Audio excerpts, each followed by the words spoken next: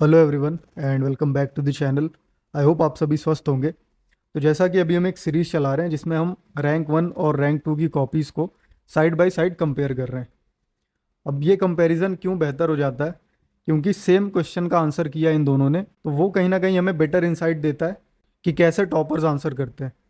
और अभी तक हमने जितने भी आंसर्स को कंपेयर किया है उन सब में हमें कुछ ना कुछ नया जानने को मिला। इसी तरह आज का जो क्वेश्चन है उसमें भी हमें कुछ नया जानने को मिलेगा कि क्या गलतियां करते हैं टॉपर्स।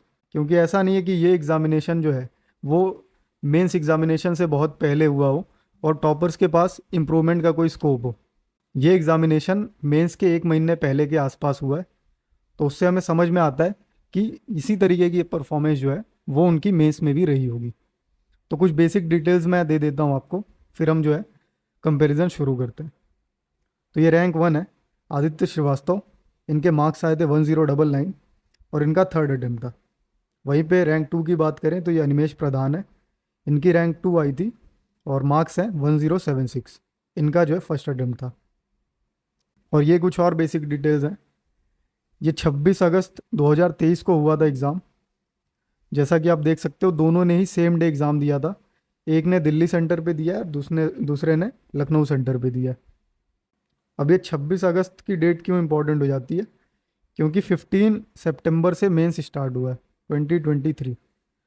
तो आप रफली आइडिया लगा सकते हो कि 20 दिन के आसपास जो है उसके पहले इन्होंने ये आंसर्स लिखे हैं। तो 20 दिन में बहुत ज़्यादा स्कोप नहीं होता इम्प्रूवमेंट का। हाँ, थोड़ा बहुत आप इम्प्रूव भले कर सकते हो।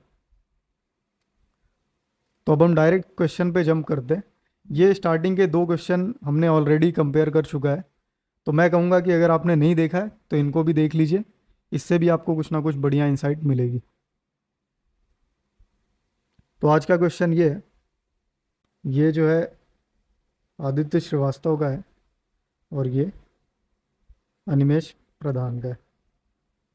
और जो लोग नए हैं उनके लिए बता देता हूँ, ये जो कलर कोडिंग आप देख रहे हो, जैसे ब्लू दिख रहा है, रेड दिख रहा है, येलो दिख रहा है, ग्रीन दिख रहा है। अब ये कलर कोडिंग ऐसे की गई है कि ये एक पार्ट है क्वेश्चन का, ये एक पार्ट है, ये एक पार्ट है और ये एक पार्ट है। टॉपर्स ने कहाँ कहाँ पे उसको एड्रेस किया है, किस तरीके से एड्रेस किया है उस पार्ट को, वो इस कलर कोडिंग के थ्रू हम समझ रहे हैं। तो अब डायरेक्टली हम कंपैरिजन पे जंप करते हैं। क्वेश्चन है, Bhagat Singh made a real breakthrough in terms of revolutionary ideology, the goals of revolution and forms of revolutionary struggle, elucidate. अब ये क्वेश्चन में चार पार्ट्स हैं। एक तो ये आपको करना है इल्यूसिडेट, जैसे डिस्कस कह दिया, एग्जामिन कह दिया, उसी तरीके से इल्यूसिडेट का मतलब होता है क्लियर करना चीज़ों को, यानी कि एक्सप्लेन करना। तो ये समझ सकते हो कि ये एक्सप्लेन का दूसरा अल्टरनेटिव वर्ड है। तो ये इन चीज़ों को एक्सप्लेन करना है। मैं क्वेश्चन थोड़ा सा क्लियर करता हूँ, फिर उसके बाद हम कंपैरिजन करेंगे। तो क्वेश्चन की डिमांड ये है कि भगत सिंह की रिवॉल्यूशनरी आइडियोलॉजी, उनके गोल्स और उनके रिवॉल्यूशनरी स्ट्रगल ने क्या ब्रेक थ्रू किया है इंडियन फ्रीडम स्ट्रगल में। तो अब हम आंसर्स को देखते हैं किस तरीके से इन्होंने आंसर किया। तो आंसर करने का एक बेसिक तरीका होता है, वैसे सबको पता होता है लेकिन मैं फिर भी बता देता हूँ। पहला हम इंट्रो देते हैं, फिर बॉडी देते हैं, फिर कंक्लूड करते हैं उसको। ये एक बेसिक तरीका होता है, हर आंसर में लगभग फॉलो किया जाता है।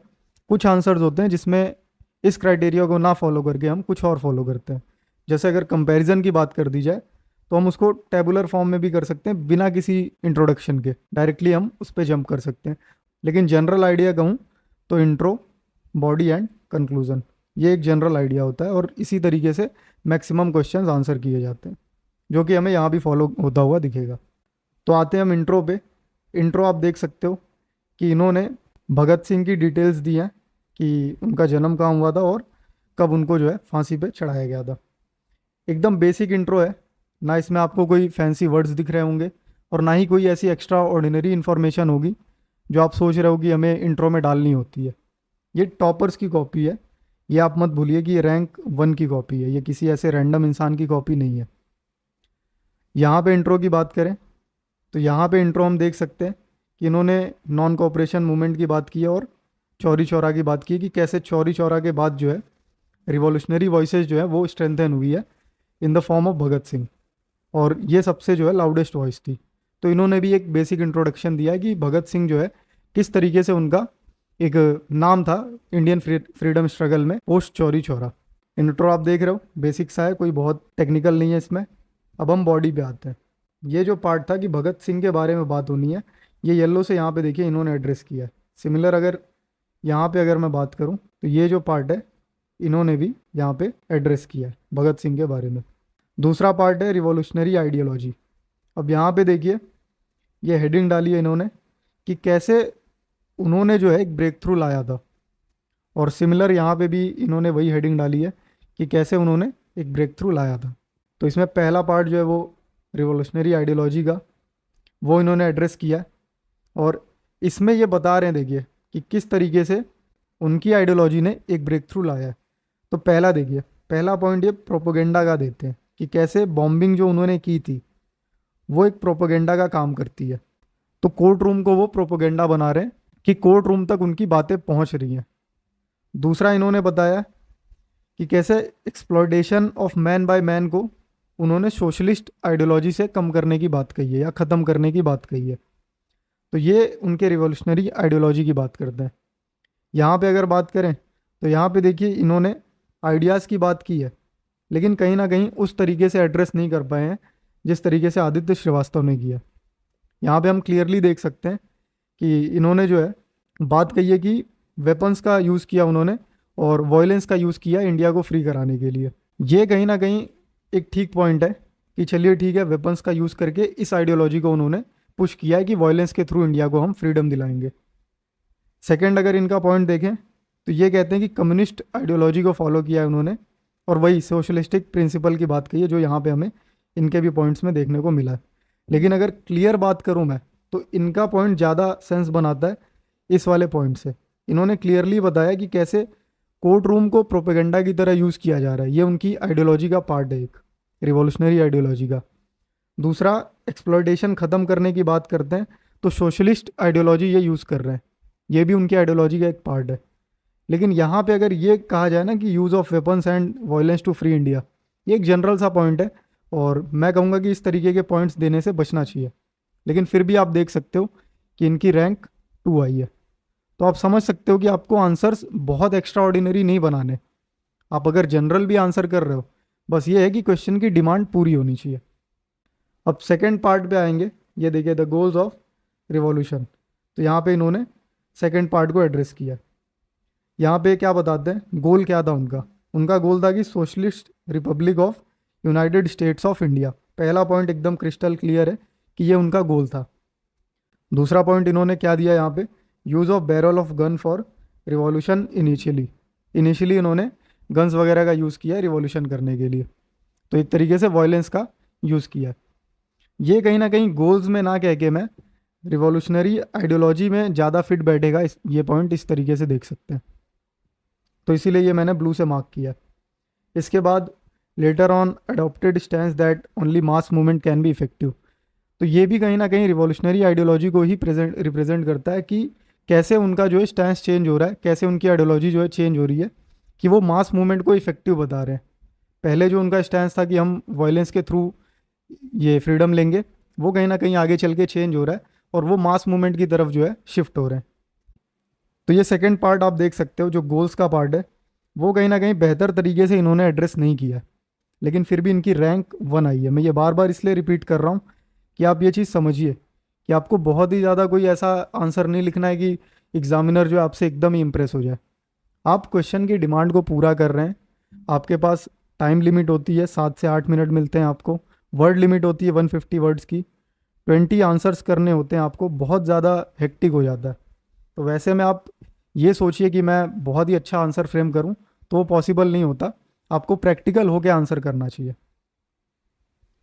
फिर उसके बाद ये थर्ड पार्ट को इन्होंने टारगेट किया, जो यहाँ पे आप देख सकते हो कि फॉर्म्स ऑफ रिवॉल्यूशनरी स्ट्रगल। तो ये फॉर्म्स ऑफ स्ट्रगल की बात इन्होंने क्लियरली की है कि उनका जो स्ट्रगल था वो उसके फॉर्म क्या थे। पहला उनका था सेल्फलेसनेस, दूसरा था हंगर स्ट्राइक और तीसरा था बॉम्बिंग। तो सेल्फलेसनेस में इन्होंने बताया कि उन्होंने प्रेफर किया कि मैं फांसी पर चढ़ जाता हूँ और उससे जो है आगे वाली जनरेशन जो है इंस्पिरेशन लेके कहीं ना कहीं बेटरमेंट के लिए काम करेगी, फ्रीडम के लिए काम करेगी।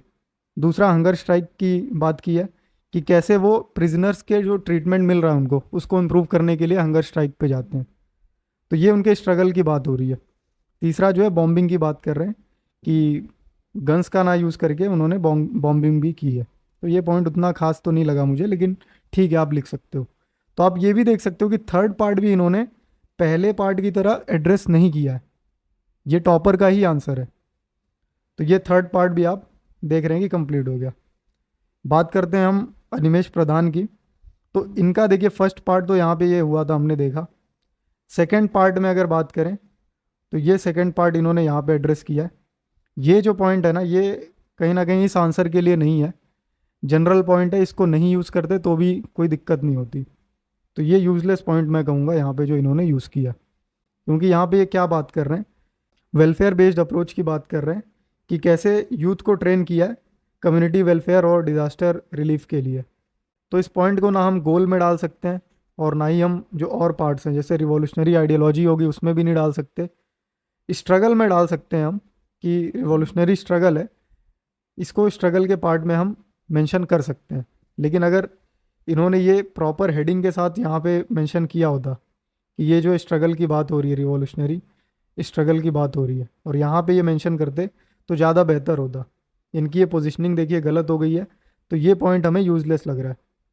फिर ये वाला पॉइंट है, इसने जो सेकंड पार्ट को टारगेट किया। अब यहाँ पे भी देखिए ये दो पॉइंट्स निकाल सकते थे इसमें। पहला ये पॉइंट था कि revolutionary acts like murder of Saunders as a revenge to death of Lala Lajpat Rai, ये एक पॉइंट हो सकता था। दूसरा पॉइंट ये हो सकता था कि बॉम्बिंग की है इन्होंने, और वो एक जो है दूसरे पॉइंट में आ सकता था। तो इस तरीके से गोल्स ऑफ रिवॉल्यूशन में ये हेडिंग डाल के यहाँ पे कि गोल्स हैं ये, और फिर यहाँ पे मेंशन कर सकते थे, दो ही पॉइंट मेंशन करते तो भी एक क्लियर पिक्चर दिखती कि हाँ इसकी बात कर रहे हैं। फिर उसके बाद यहाँ पे आए हैं associations like HSRA and joint efforts with other revolutionaries like Chandrashekhar Azad, Rajguru etcetera led to collaborated efforts. यहाँ पे जो इन्होंने पॉइंट दिया है ये कहीं ना कहीं किसी चीज़ को प्रेजेंट नहीं कर रहा है। अगर आप क्वेश्चन की डिमांड गए तो एक जनरल सा पॉइंट है भगत सिंह के बारे में, लेकिन जो क्वेश्चन की यहाँ पे डिमांड थी इसको फुलफिल नहीं कर रहा है वो। तो ये भी ये अवॉइड कर सकते थे, इसकी बजाय ये प्रॉपर इस तरीके की हेडिंग डालते और छोटे छोटे पॉइंट्स भी बना देते तो भी एक क्लियर पिक्चर दिख के आती। फिर यहाँ पे ये जनरल बातें हुई हैं भगत सिंह के बारे में, क्योंकि क्वेश्चन ही उनके आसपास घूम रहा है। तो यहाँ पे इन्होंने भी उनके बारे में बात की है, और यहाँ पे इन्होंने देखिए किस तरीके से बात की है। अब यहाँ पे आप डिफरेंस देखिए, ये रैंक 1 का आंसर है और ये रैंक 2 का आंसर है। कोई बहुत ज़्यादा डिफरेंस नहीं है दोनों में। रैंक 1 ने पहली हेडिंग डाली 1.2 पॉइंट्स, दूसरी हेडिंग डाली यहाँ पे 1 2 और 3 पॉइंट्स यहाँ पे, यानी कि 2 यहाँ 3 यहाँ। इसके बाद ये थर्ड पार्ट को एड्रेस किया, थर्ड हेडिंग डाली है, 3 पॉइंट्स यहाँ पे दिया है। फिर उसके बाद ये जो मेन क्वेश्चन का जो कोर था भगत सिंह के बारे में, उनके ब्रेक थ्रू के बारे में, वो यहाँ पे इन्होंने प्रॉपरली एड्रेस किया है। ये देखिए उनका कहना है कि ठीक है उनके कंट्रीब्यूशन जो है सिग्निफिकेंट थे, लेकिन वो इनकम्प्लीट भी थे, और क्यों थे वो भी उन्होंने बताया। अलग अलग अपने पॉइंट्स दिए हैं, जो भी उनको लगता है कि वॉयलेंट जो है वो इजीली सप्रेस किया जा रहा था ब्रिटिश गवर्नमेंट के द्वारा या ब्रिटिश रूल के द्वारा, और रियल रिवॉल्यूशन जो है वो कहीं ना कहीं गांधी के एक्शन से आया और वो नॉन वायलेंस का एक्शन है। फिर उसके बाद सभी जो है भगत सिंह के रास्ते पे नहीं चल सकते जिस तरीके का उन्होंने रास्ता दिया है। तो ये सारे जो है पॉइंट्स उन्होंने रखे हैं कि ठीक है उनका कंट्रीब्यूशन जो है था काफ़ी, लेकिन उतना सिग्निफिकेंट नहीं था, इनकम्प्लीट था। और लास्ट में वो जो है पॉजिटिव नोट पे एंड करते हैं कि ठीक है उनका जो ये इनकम्प्लीट था एफर्ट, लेकिन कहीं ना कहीं इमोशनल अपील को बढ़ाया है उसने, और मासेस को जो है वो बताया है कि सेक्रीफाइस जो हुआ है उसकी वजह से लोग जो है कनेक्ट हुए हैं उनसे, लोग फ्रीडम स्ट्रगल की तरफ और ज़्यादा कनेक्ट हुए, उनका झुकाव बढ़ा है। तो इस तरीके से पॉजिटिव नोट पे एंड किया है। वहीं पे यहाँ अगर आप देखोगे ना रैंक 2 का, तो इन्होंने इंट्रो देने के बाद प्रॉपर हेडिंग कोई नहीं डाली है, ना इस पार्ट की हेडिंग डाली है, ये इन्होंने पॉइंट दे दिया, फिर नेक्स्ट पॉइंट दे दिया, थर्ड पॉइंट दे दिया, फोर्थ दे दिया, फिफ्थ दे दिया। अब इसमें कुछ क्लियर नहीं हो रहा कि कौन से पार्ट को वो एड्रेस कर रहे हैं। प्रेजेंटेशन के मामले में ठीक है, हम कह सकते हैं कि पॉइंट्स में इन्होंने बॉक्स वगैरह यूज़ किए हैं, वो बेसिक्स हैं, लेकिन प्रॉपर अगर एड्रेस करने की बात कहूँ मैं, जिस तरीके से इन्होंने किया वो यहाँ पे मिसिंग है। और लास्ट में आते आते इन्होंने भी देखिए बात की है, लेकिन इन्होंने पॉजिटिव बात की है, अपना कोई ओपिनियन देने से ये बचे हैं। वहीं पे रैंक 1 की बात करें तो इन्होंने ओपनली अपना ओपिनियन दिया है और उसको आखिरी में आते आते थोड़ा सा ईज आउट किया है कि बैलेंस रहे, बैलेंस्ड आउट किया है यहाँ पे। तो आप देख सकते हो कि कैसे रैंक 2 जब इस तरीके की मिस्टेक्स कर रहे हैं आंसर में, तो आपकी मिस्टेक्स भी कोई बहुत ज़्यादा मायने नहीं रखती। इम्पॉर्टेंट ये होता है कि आप 20 के 20 क्वेश्चंस को अटेम्प्ट करिए। सारे क्वेश्चंस आपके एक्स्ट्रा ऑर्डिनरी नहीं होंगे, कुछ एवरेज होंगे और कुछ बिलो एवरेज होंगे, और कुछ जो है वो गुड या ब्रिलियंट आंसर होंगे जिसको हम एक्सीलेंट आंसर कह सकते हैं। और इस तरीके से एवरेज होके आपके मार्क्स जो हैं वो आपको एक अच्छी रैंक ला सकते हैं। तो आई होप कि इस वीडियो में आपको काफ़ी कुछ क्लियर हुआ होगा। और अगर आप ये कलर कोडेड आंसर शीट्स चाहते हो तो डिस्क्रिप्शन में मैं लिंक डाल दूंगा, और वहाँ से टेलीग्राम ग्रुप ज्वाइन करके आप ले सकते हो, इसको एक्सेस कर सकते हो। और कमेंट सेक्शन में भी मैं वो लिंक डाल दूंगा, वहाँ से भी आप ज्वाइन कर सकते हो। बाकी अगर आपका कोई और क्वेश्चन है तो ग्रुप ज्वाइन कर लो, मैं आपसे वहीं मिलूंगा।